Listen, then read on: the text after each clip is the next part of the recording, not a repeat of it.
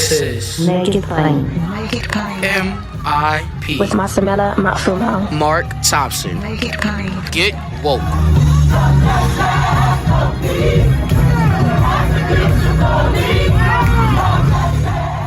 Anthony Browder, total Tony Browder, for the totality of African American History Month on MIP, IKG-info.com, ASA Restoration Project.com. He's co-authored 14 publications, which are currently used in classrooms around the world.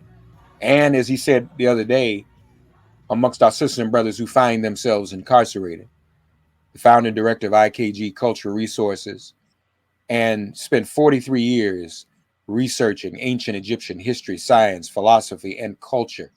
Traveled to Egypt 64 times since 1980, and is currently director of the ASA Restoration Project, which is funding the excavation and restoration of 3 25th dynasty tombs of Kushite noblemen on the west bank of Luxor, Egypt. Hotep, once again, Tony, thank you for being here. My pleasure, my brother. We ended last week we began our conversation that we've not had yet about the Nile. You touched on the Nile and how it flows from south to north, correct? Yes. Mm-hmm. Now, something I've often wondered, because that kind of throws people off sometimes, is that in terms of even geography and the map. Okay, I think you know where I'm going. I know where you're going. That's cool. Is the modern map, the modern maps that we look at today, that we go through school watching, mm-hmm. Are they in fact upside down? They are distorted, and they represent the consciousness of the creators of the map. Cartographers are people who create maps. We talked about Asa Hilliard a lot last week, and one of the things that Asa used to do, one of the things that made him the consummate educator, was that Asa had a pin that he wore on the lapel of his coat or his garments, and it was a map of Africa that he intentionally turned upside down. So the people would say, hey, your map is upside down. And that would give him the opportunity to say, oh, no. It's right side up. So from an African concept, from a Nile Valley concept, south is up and north is down. In the text, they refer to the south as up and north is down. They refer to, let me make sure I get this right. When you're facing south, left is I'm having to remember anyway let me keep it moving forward. So I know, but I got so much stuff up here, it's hard to pull what I need at the right time. But in other words, south is up and north is down. So whoever makes the map determines the orientation. So the maps that we use in our classrooms and have been used for hundreds of years were made by a Flemish cartographer, Mercator. So it's the Mercator projection map. And because the map was made by a European, he placed Europe at the top of the map. But what he also did was distorted the size of Europe relative to the shape of Africa. In the 1970s, there was a cartographer by the name of Peters, who created a more accurate representation of the continental land masses. And that map, which is used in the 1970s by the United Nations, showed Africa in proportion to the rest of Europe. Europe is small compared to Africa. Iceland or Greenland is small compared to Africa, but it's distorted in the Mercator map. So whoever creates the map of the world determines the map of your consciousness. All people have the right to see themselves through their own cultural lens, but no one has the right to have their consciousness distorted. So people are entitled to their right to tell their own story. And I have no problems with that, but they can't just make up stuff. Things need to be vetted, and that information needs to be sourced with factual evidence. And that evidence exists, and people have to do their homework and tell the truth and present the evidence which substantiates that truth. Yeah, and if you can't do it, shut up or go home. So when we talk about the Nile Valley, and I want people to kind of focus on the geography for a moment. when we look at the Nile, we're talking about it touching not only Kemet, correct? Yes, Egypt. Is at the end, is at the northern end of the Nile Valley. Northern by our current distorted perception of time and space. But yes. Actually that's southern. So folks, north is south and south is north, if you could follow. So now take us to the northern end, which would be the southern end of the Nile. Oh, I'm sorry, the southern end by the way we look at it. Right. That would be north. There are two branches of the Nile River, the White Nile and the Blue Nile. And these two branches of the Nile meet in Khartoum in Sudan. The White Nile has its origins near the Missouri Mountains, the foothills of what Dr. Ben often referred to as the mountains of the moon. So mountains have snow caps, and as the weather changes, the snow melts and it runs down the mountain into a stream, and water follows gravity. And that stream flows into what is now known as the White Nile. By the time the White Nile reaches Khartoum, it flows through a desert and a very hot environment. By the time the White Nile reaches Khartoum, 90% of the water has evaporated. We have the Blue Nile, which comes out of Ethiopia. Lake Tana is the source of the Blue Nile, and it carries with it the rich volcanic soil of Ethiopia. And it's that volcanic soil that then flows into Khartoum, joins the White Nile, and forms the singular Nile Valley, which flows through the rest of Sudan and through all of Egypt and empties into and created the Mediterranean Sea over a period of tens of thousands of years. That rich volcanic soil that comes out of Ethiopia annually was deposited on the east and west bank of the Nile River when the Nile flooded every season. And it is that rich volcanic soil which made Egypt, or Kemet, the breadbasket of the world. It's the most fertile soil on earth. That's why Herodotus referred to Egypt as the breadbasket of the Roman Empire, of the world, because you can grow so much food there. So that's the lifeblood of Ethiopia. It's the lifeblood of Sudan. It's the lifeblood of Egypt. So, again, we have to know something about geography in order to have an intelligent discussion about history. And we have to know both in order to know who we are and where we fit within the geography of human beings on the planet. More MIP after this message. As Dr. Clark said, we talked about last week, all history is a current event. So I have to ask, and this is a subject a lot of people are concerned about. We're looking at climate change, environmental factors. Is the Nile and that valley still the most fertile? Do we know these answers? Well, what we do know is that the Nile River has been used to generate hydroelectric energy, And so there have been several dams built along the Nile River to capture this energy and power cities. The British were responsible for building, I believe, the first major hydroelectric station along the Nile River, and that's in southern Egypt in Aswan. And then in the 1960s, the Egyptian government built a new dam.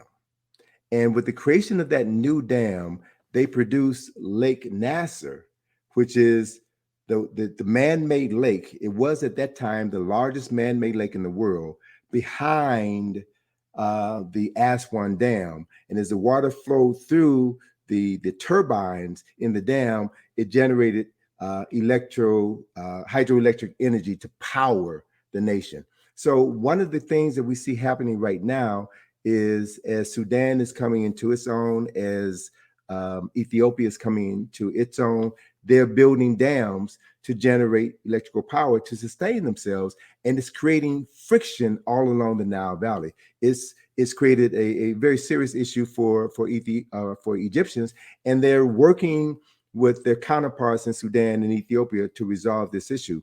What we also know What we also know is that when the Aswan Dam came online in the mid to late 1960s, it no longer allowed the silt from Ethiopia to come through past the dam.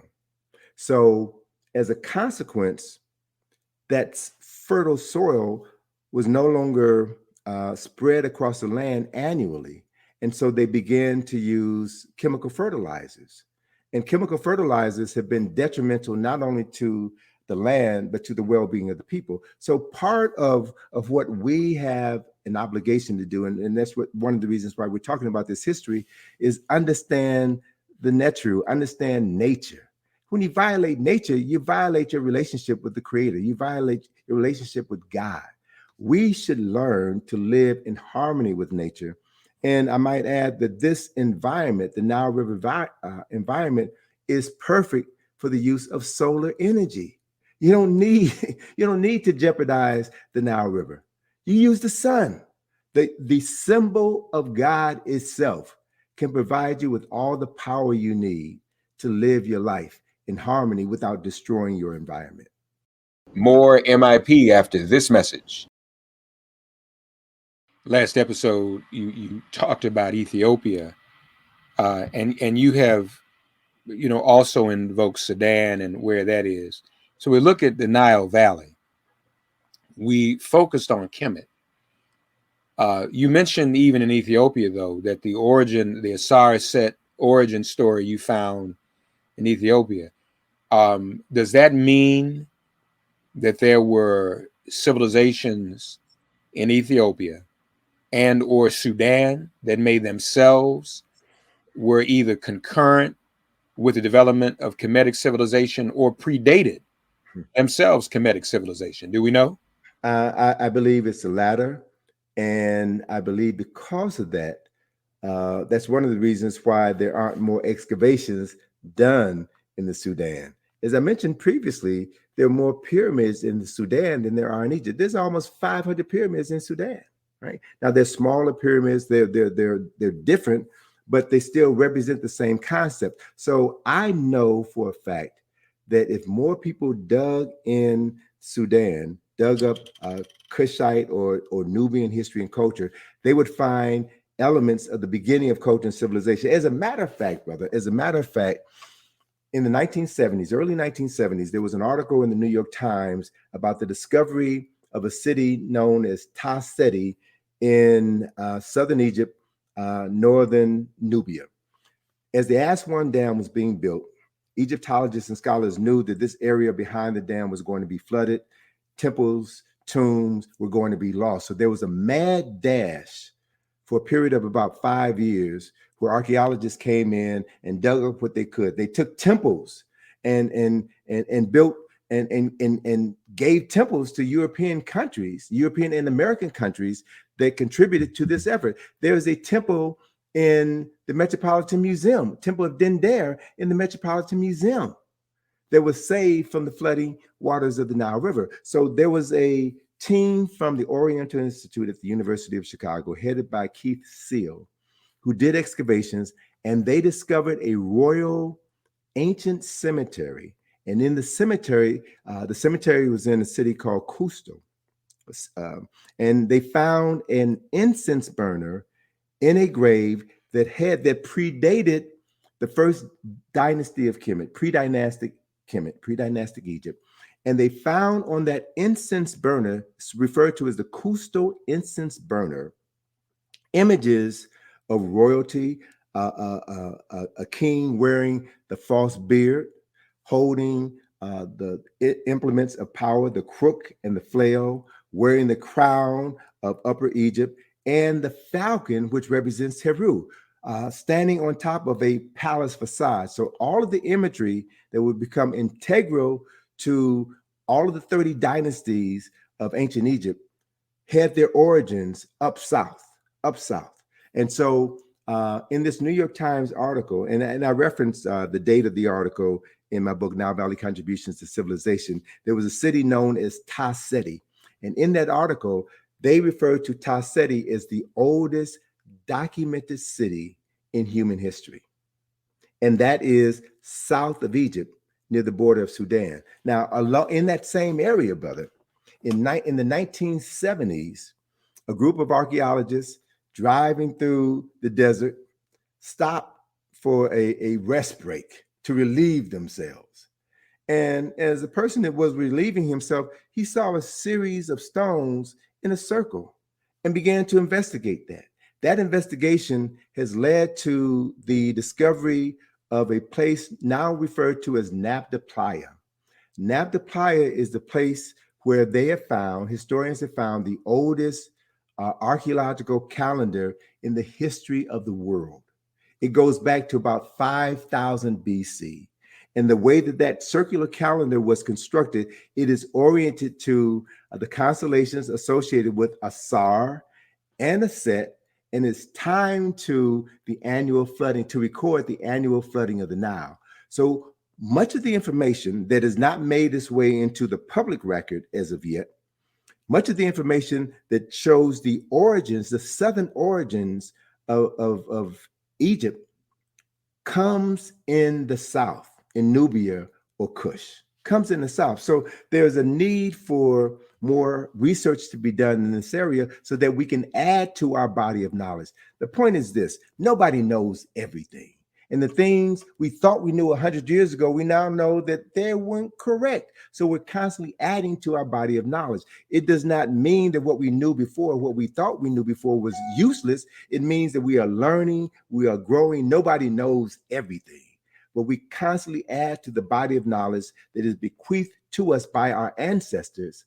And if we understand that our ancestors lived through us, they are helping us reconnect all of the pages of the past so that we in the present moment can stand in the full glory of their knowledge and profess their history to the world.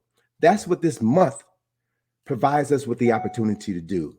Tell our story unashamedly so that everyone can begin to understand just who and what African people were and what our contributions have been to humanity. Anthony Browder, and folks, if we haven't promoted enough, this book must be in your library. Nile Valley Contributions to Civilization. Folks, you must have this to read about all these things that Tony and I have been discussing all month. Thank you again, my brother. We'll talk tomorrow. Total Tony Browder for the totality of African American History Month here on MIP. Thank you, brother. I love you. Appreciate you, my brother. Hotel. Love you too. Thanks for getting woke and listening to Make It Plain. Please remember to listen, like, and wherever you get your podcasts, please give the show a 5-star rating. And please do spread the word. Let's all continue to pray for each other during this pandemic and this police-demic.